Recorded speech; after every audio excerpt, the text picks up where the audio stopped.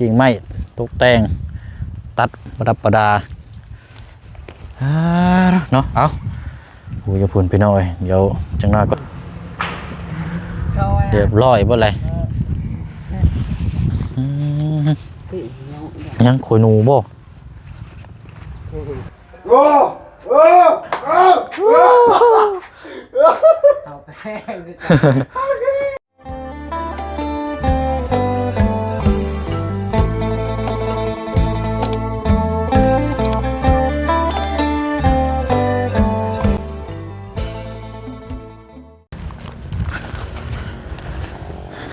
พี่น้องเนาะกลับเข้ามาติดตามน้ำกันอีกหากมาแต่ส่งทางเมียประตู7 ปีพี่น้องเนาะแล้วก็พ่วงเข้ามานี่เลยบัดนี้พี่น้องเนาะป๊าโตความแตกต่างจากการบัวระบัดรักษาทำความสะอาดพี่น้องเนาะเบิ่งกกก้อยกกไม้กกตอกทางน้องๆเพิ่นตกแต่งประดับประดาให้พี่น้องเนาะโอ้ยครับดีนี่โอ้จุพื้นจุไผ่ใต้ตารางถอยทุนกวดพี่น้อยเนาะดื่มมากเอาเรียบร้อยพี่น้องเนาะปุ๊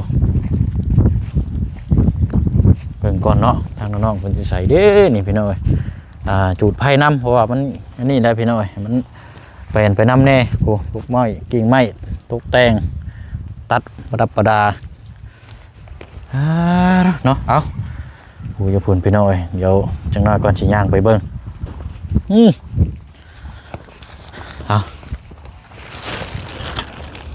กราบทักทายสบายดีและสวัสดีพ่อแม่พี่น้องเบิดสุขุสุคนได้พี่น้องเด้อเนาะพบเจอกันอีกคือเก่าคือเดิมเนาะมาอัปเดตเยี่ยมยามเบิ้งน้ำกันเนาะให้พี่ให้น้องเบิ้งพี่น้อยเนาะเดือดมากขักดีนี่พี่น้องเนาะเอากะมีข่าวดีเนาะพี่น้องเนาะสำหรับทางน้องๆเนาะมื้อนี้ก็ถือว่าที่ติดตามเนาะเป็นเคสที่ติดตามหลายเคสพอดีว่าช่วงอาจจะเป็นช่วงแรงๆช่วง 3-4 โมงแรงนี่แหละพี่น้องเนาะพอดีว่ามีทางเอื้อยใจดีเนาะพี่น้องเนาะที่สดซอยทั้งบ้านเซาเฮือนนี่แหละพี่น้องเนาะเพิ่นสีเลี้ยงกับข้าวกับน้ำเนาะพอดีว่าทางทีมงานทางลุงว่าเป็นอาหารจิ้มจุ่มซะว่าซั่นพี่น้องเนาะอาหารจิ้มจุ่มตรงข้ามติดกับทางเฮือนลุงก็เลยทางเพิ่นว่าทำทีมงานเนาะไปว่างไปนั่งไปกินน้ำกันเบิดพี่น้องเนาะบ่ได้อันนี้แล้วก็ทางน้องๆ3 สาว 4 สาวเนาะน้องใจดีน้องแต่งจริงน้องเลี้ยงแล้วก็น้องกองมีแล้วก็ทางเจืองแล้วก็ทางน้องสอนเฮานำพร้อมทางทีมงานน้องพี่น้องเนาะ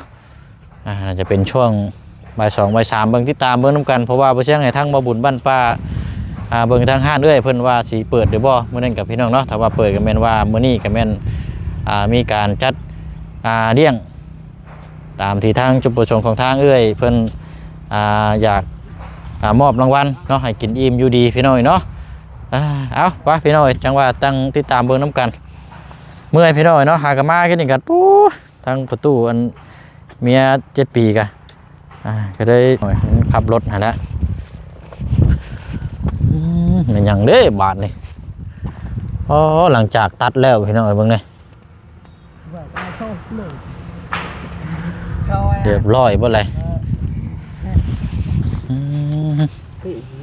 ยังคุยหนูบ่โหวังมันรุดออกได้ฮะอันนี้ทางปลายมันบ่คือทางแปลวมันฮะทางแปลวมันแล้วแต่เก่าหนูคุยหนูเต็มหมดเลยพี่น้องแถวนี้นี่หนูลายเพราะมันมีหญ้าคา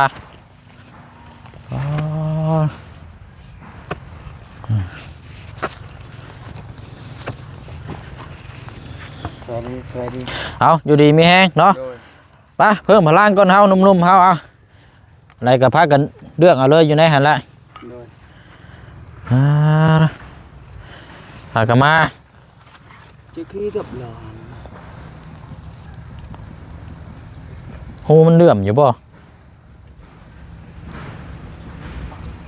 คันหูเลื่อมนี่แม่นอยู่ จักบ่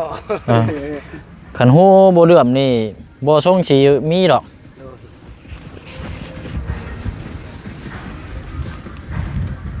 บ่น่ามีดอกเนาะ จักสิมีหรือบ่ขุดหม้อนี่คือเห็นมันงามเด้ คันหูแปลวมันคันหูแปลวมันเพราะว่าก่อนจุมเจ้าสิเริ่มขุดน่ะมันเกลี้ยงอยู่บ่ เกี้ยงละ เกลี้ยงเลื่อมเลยบ่ ด้วย โอ้ยแม่นแล้วซะอยู่นี่แล้ว ได้หรือบ่ มีอยู่นี่แล้วซะคันว่าหูแปลวแรกเลื่อมๆนะบัดนี้บัดขุดลงไปเนี่ยคล้ายๆว่ามันคอดเด้ ด้วย มันคอดถมๆแล้วมันก็อันนี้ เหลือมาบแล้ว แม่นแล้วซะอยู่นี่แหละตีมือคืออยู่นี่แล้วนี่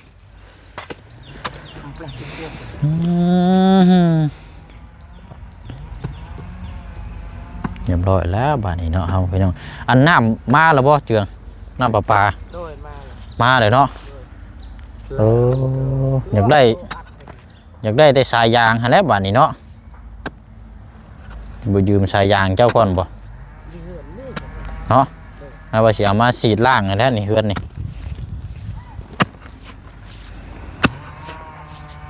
มื้อนี้ประมาณช่วง3 หรือ 4 โมงแรงเด้อเดี๋ยวอ้ายสินัดเพราะว่าทางเอื้อยเพิ่นให้ไปเลี้ยงสิ้นจุ่มลาดอยู่นี่หม่องเฮือนทางลุงเฮิมอยู่นี่ไปนํกันหลายคนน้องสอนมื้อนี้อาจจะได้พบเจอทางผู้สาวก็เป็นไปได้มื้อนี้ โอ้ยโลดโยละปีแล้วฮะแต่หม้อในปูโลอันดับน่าเลยน่าให้ปีเบิ่งวางหม้อlâuเบิ่งหม้อตะกองlâuโอ้ยปีเนาะ เสียมซื้อเสียมสั้นๆนะขุดมันจังง่ายขุดช็อตๆเข้าไปเลยปิดไว้ก่อนปิดไว้ก่อนไปเฮาเฮ็ดเบี้ยเฮาก่อนก็ได้เดี๋ยวจังมาเบิ่งปิดหูมันไว้ฮะปิดหูมันไว้รถ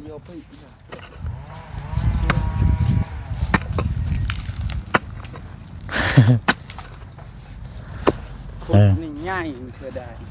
มันดึกอยู่แล้วหูพวกนี้นะ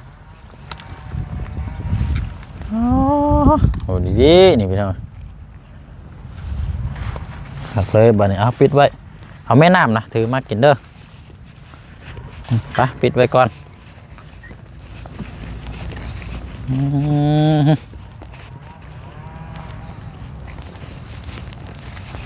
โหดดีๆพี่น้องนี่มีแต่โขยหนูเต็มอยู่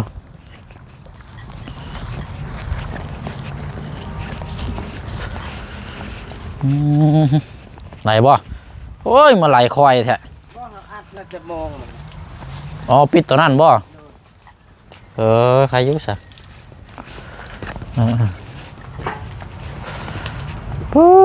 เดือดมากกินดีนี่เอากินเลือกเอาเราเลือกอันใดกะ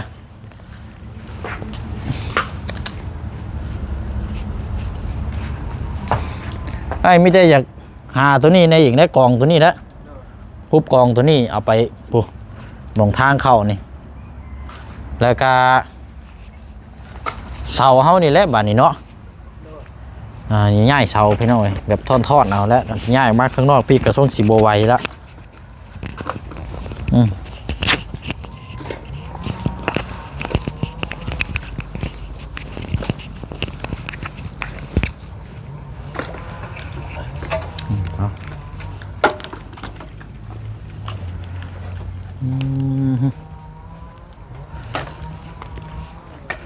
กินน้ำก่อนเด้อ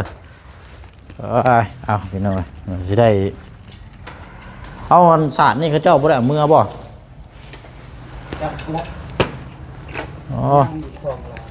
จะเอาไว้ปูนี่เลยแล้วใช่พี่น้อยมีสารอยู่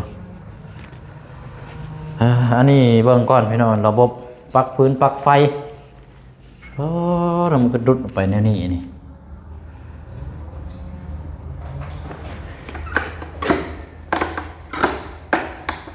จากตัวใดตัวยาบะนี่พี่น้อย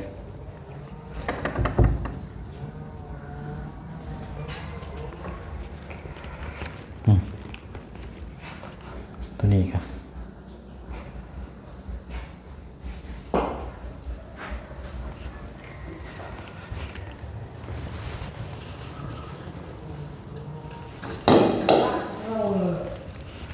có nó bạn nào được rồi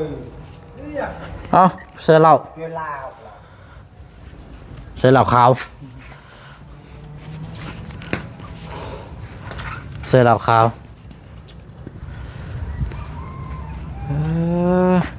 เอาแล้ววันนี้พี่น้อยคักแล้ววันนี้เดือแต่กวด bọt tắt côi khai bò mừ เฮ้ยบ่ได้กล้วยเพิ่น em kê tắt khai โอ้ này ยบ่ได้กล้วยเพิ่นเอาไว้กิน bò đi sư năm ban kín kê 10 đi nên ăn đây ตัวนี้แล้วเนาะเอาหมกจกมาซับขาดนี่แหละอยากเอากองตัวนี้แล้วฮุบไว้พอได้เจอเนาะฮุบช่วยกันจังหน่อยเนาะแล้วก็แม่นว่าแล้วจังค่อยเฮ็ดบาดนี้ được kín là vì này được mà cảm ơn này kín หมองตัดเฮาช่วงสิแล้วบ่แล้วบาดนี้เนาะบ่มีแล้วเนาะว่าข้างหลังน้ำข้างในเพิ่นแล้วบ่ล่ะ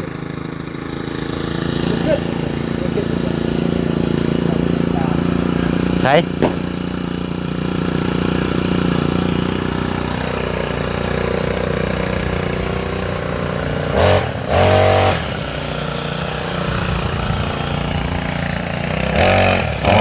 เก็บโต๊ะมองนี่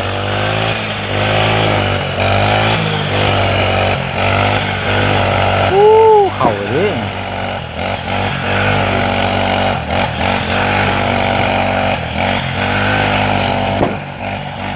ไม่ไทยมันแตกไปหน่อย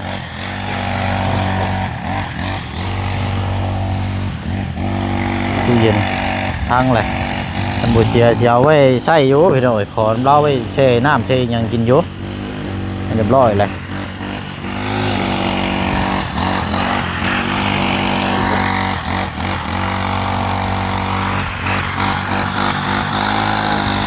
แต่มันแห้งนี่ก็แม่นโอเคแล้วพี่น้อย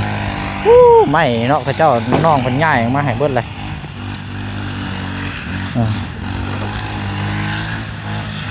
ไม่เนาะไม่ไผ hai men được khẩu này แม่ลาบปะเอาลุยเลยเอาง่ายเบิ่งน้ำกันนั่นแหละ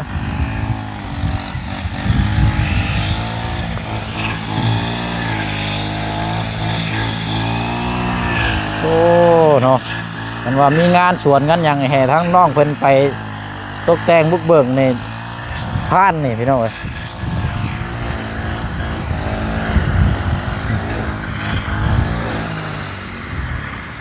เอาพอแล้วหาบาทนี้ได้แล้วเรียบร้อยเนาะมาเบิ่งเสาพี่แล้วเฮาบาทนี้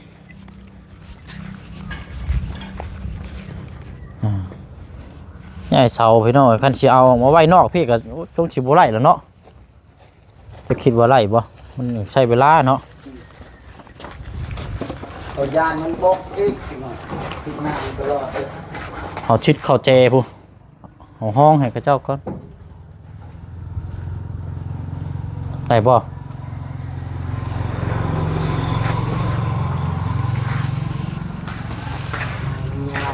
มันยาวเพราะเจ้า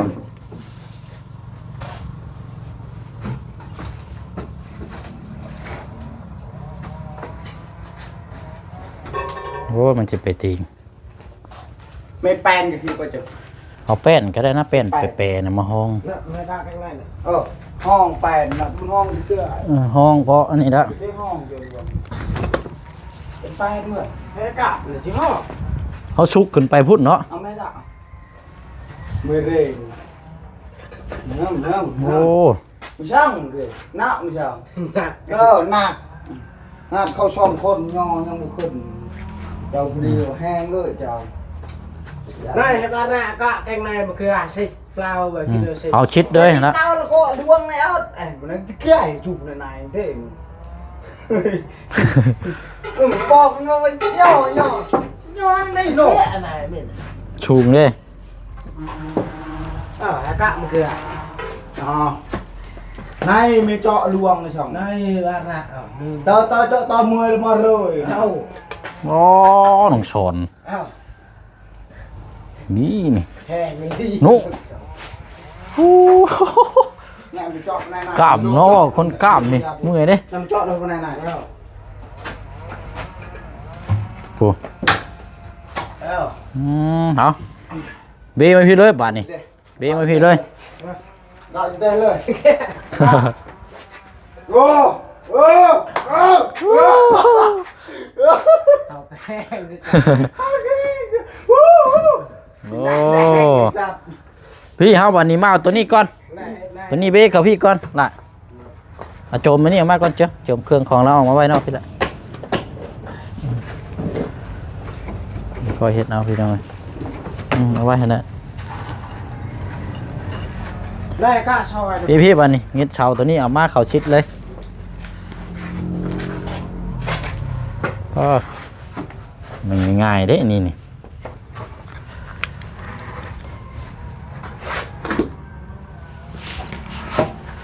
ใช้กินแล้วบ่น้ำนะ โดน เพิ่มพลังในได้เอาแล้วแหละฮะมีเฮาชิดตัวนี้เข้าไปพุ่นก้อนบันบังเด้อนี่เอาไม้อะไรงิ้นเอาหมดอย่าไปโจมได้ไม้ค่อยชิดๆไปแหละมันจังบ่แพ้แห้งเขา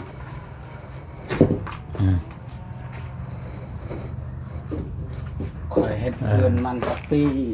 จะเดือน ไปอยู่ ใส่แต่แห้งเจ้าแห้งซ้ำได้หน่อยมันก็หมดเลย ใส่ความคิดในได้เนาะ บางเทื่อก็ได้แต่เช้าเดียวนั่นแหละเจ้าย่อใส่แห้ง โอเค น่ะมันก็เมื่อย เอาเบชิดเลยบัดนี้เจื้องทั้งน่ะ จำเลยเถอะ ทำเลยฮะ จำเลย โอเคแล้วแหละฮะเป็นพี่ไล่มาบัดโจมขึ้นเนาะ โจมมาได้ มีอยู่12ต้น เอ้าเอาไปแห้งนกอีกโอ้ย วีได้อะไร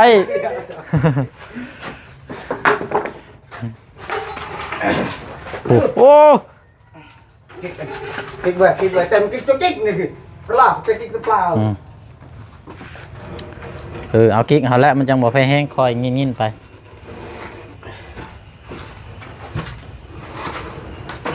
เคลียร์แล้วเราจังสิเอาสายยางยืมของทั้งน้องเจืองมาฉีดล่างทั้งในเฮือนในยังพี่น้องล่างนี่พวกกิ๊บพุ่นออกมาแล้วก็ปัดเป่าจักเล็กจักน้อย vô bên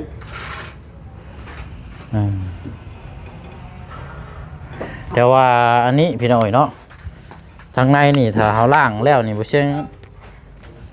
มักสีขาวได้พี่น้อยบ่เชิงสิลงสีขาวก่อนถังน้อยหนึงบ่เชิงซื้อมาเด้ เอาสีขาวก่อนสีชมพูมันแก่เพราะ chôm được vào người มาทาทางในเพราะมันเดือกับสีเสริมทางนอกน้ำคือทางขาวมาทางละ400,000ปลาย thế lừa bạn nạ hay cái bôn lo thế cả rồi อันไหนพี่น้องในเบื้องน้ำกันตัวนี้ก็สีสำเร็จหรือว่าเดี๋ยวค่อยเฮ็ดไปเพราะว่าค่อยพลิกมาแล้วอาจจะได้ท่อนขึ้น thon khôn hẳn dàn mình กล้าเชื่อเลย ผมมีรอ ฮะ ผมมีรอ ทั้งว่านั่นแหละก็สี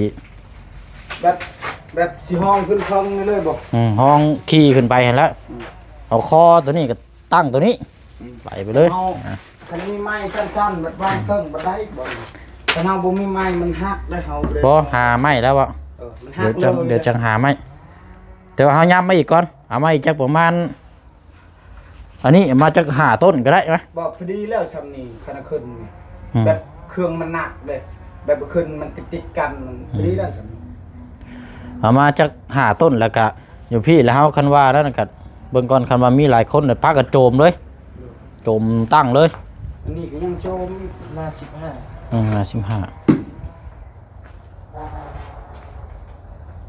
อาเบิ่ง เว้ยก็là thi เว้ย โจมคือเก่าเนาะเบิ่งพี่น้องเลย มีวางว่ะมีแบะลูกวาง บ่ได้มองจอดรถนะถ้าสิเอาไว้นอกคนวัดคนนี่แหละพี่น้องมันบ่ไหวมีแต่เฮาทอนขึ้นนี่แล้วไล่อยู่เอาเข้ามาชิดๆนี่ก็ทอดขึ้นบ่เป็นจังไดรุดแล้วบ่ โอ้เดือดมากพี่น้องเนาะดีนี่แหวนไปเลยในการหาวิธีก่อนค่อยง่ายขึ้นเดี๋ยวช่วงประมาณ 3 ถึง 4 โมงแรงเดี๋ยวสิฮับไปกินจิ้มจุ่มอยู่นี่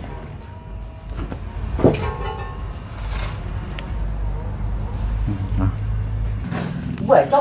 อันตะปูนตั้งอยู่ตั้งมันก็อันตะปูนไม่เอานู่น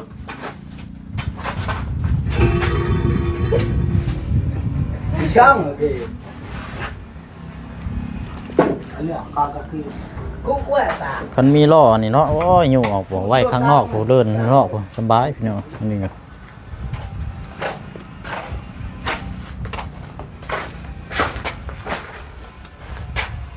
แต่นี่ก็จักชีวิตบ่วิตได้นี่เนาะคันว่าท่อนขึ้นนี่ก็ วิทอยู่ข้าง ก็ นั่นยันข้างเอาข้างนั้นก็คอยย่อใส่มือเขาอีกนะ ลองเบิ่ง จัดการเข้าไปทีมงานซีซุ่มดีใจคายบ่ออก ใช่มันคือบ่ไหล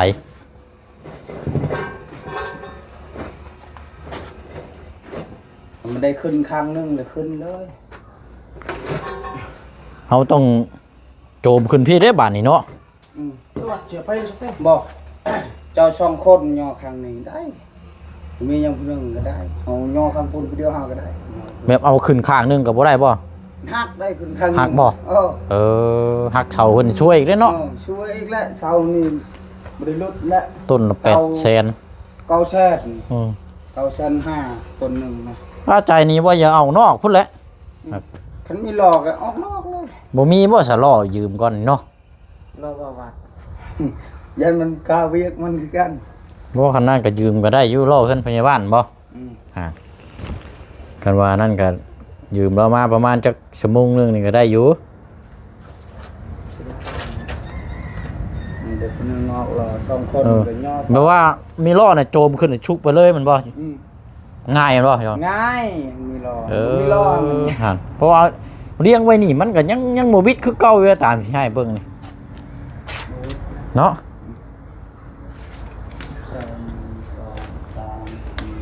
4 5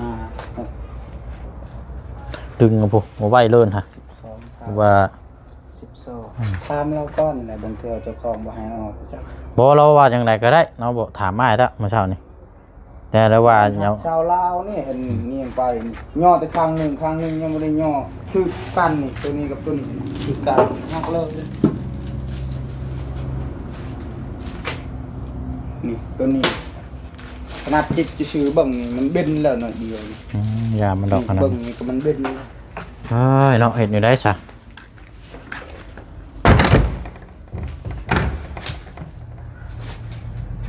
ค่อยว่ากันบ่ซะเนาะ เจ้ายุงรอแล้วคันรถมาคันรอมา คันว่านั่นนี่ไปยืมล้อแล้วเนาะไปยืมล้อแล้วมาได้หาโจมใช้แม่นชุกไป มันก็สิบ่ฮักน่ะมั้งเนาะ บ่ฮักดอก ย้ายเอาไปเอาไปเคลียร์หมองหั่นดีกว่าเนาะหมองเคลียร์หมองกกหมักนั่นหมักศิลาไปเคลียร์ตัวนั้นแหละน่าสิได้เอาเสาตัวนี้ไปพุดพอดีแล้วเพื่อทีมงานมาเพื่อบ่ไล่บ่หยังบ่ตึงเทื่อนี่ช่วยกันหลายคนเอาไว้นี่ก่อนก็ได้เดี๋ยวเฮาไปเคลียร์หญ้าตัวนั้นก่อนหมองสิเอาลงนะโจมตัวนี้ไปพุ่นก็แม่นได้ละ ได้ เนาะ ไป และพี่น้องยืมรถเรามาได้อยู่ดอก รบหน้าก่อนเนาะ รอบหน้าก่อน มีช่องคนด้วยพยานยังยานฮักเช่าหมูนี่ คันว่ามีล้อนี่ยู่ไปเลยน่ะมันสิง่ายอยู่เนาะ บ้ายบ่มีล้อค่อยก็ยอมแล้วค่อยก็เคยเฮ็ดคือกันบ่ค่อยบ่เคยโอ้ค่อยบ่ฮู้เลอะๆลาๆคือกัน เฮ้ยเอาไปพี่ไปยังนี่เสานี่เฮาเสียลงไว้นี้เนาะลงไว้ให้เราเดียว ไว้ในจุดนี่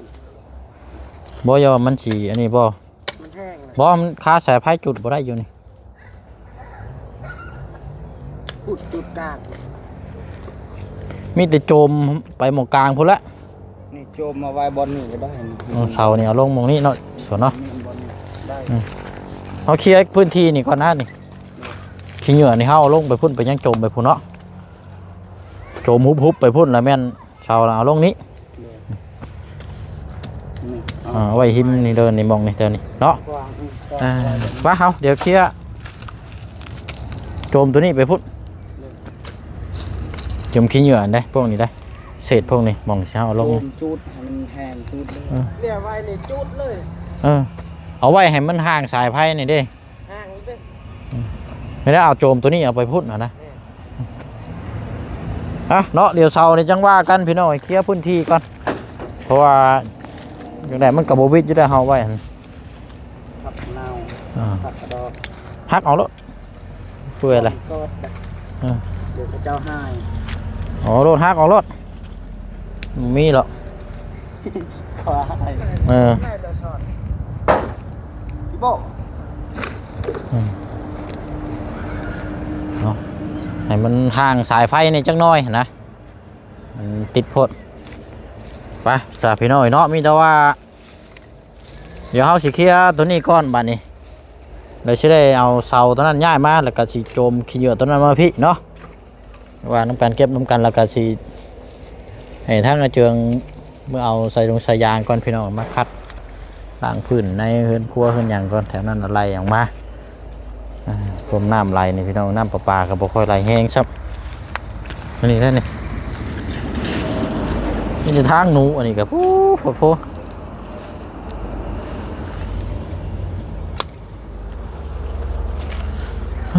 เด้อได้นี่พี่น้องเนาะไปเนาะลาพี่แล้วเนาะไปก่อนเลยพี่น้องเด้อเนาะเดี๋ยวไปเชียงกะสิเก็บเมียนซอยทั้งลูกน้องเพิ่นนี่ก่อนบัดนี้พี่น้องเนาะเพราะว่าบ่มีคนจับกล้องแล้วก็สิซอยกันเนาะเอาบ๊ายบายเลยพี่น้องเด้อเนาะกินแล้วบ่น้ำเอาเด้อกินน้ำกินน้ำก่อน